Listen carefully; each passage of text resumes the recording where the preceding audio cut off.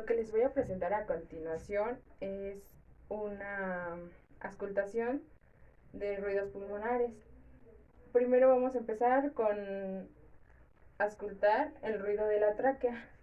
Le voy a pedir al paciente que respire por la boca y saque aire. Respire.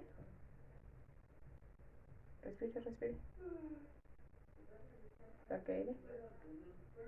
Respira por la boca. Saca aire. La siguiente auscultación es para oír el pulmón derecho. Vas a respirar profundo por la boca. Suelta. De nuevo. Suelta. De nuevo. Suelta. Lado izquierdo. Respira por favor. Suelta. Respira por la boca. Suelta. Soplando. De nuevo. Suelta.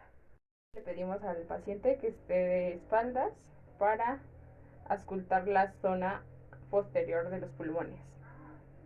Tenemos que ir desde la zona alta hacia la zona baja, pidiéndole al paciente que cruce los brazos para que las escápulas no obstruyan el lugar y se escuche una mejor calidad de sonido respiratorio.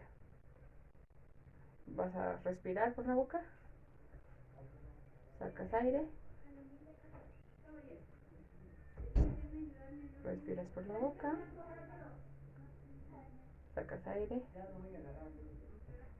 respiras por la boca, sacas aire. De esta manera vamos a revisar los pulmones del lado izquierdo en la zona posterior.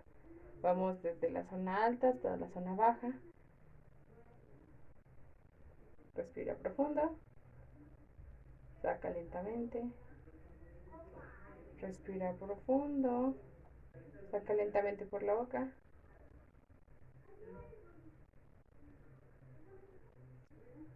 Respira profundo.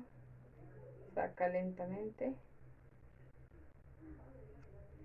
Los sonidos que ella presentó son normales.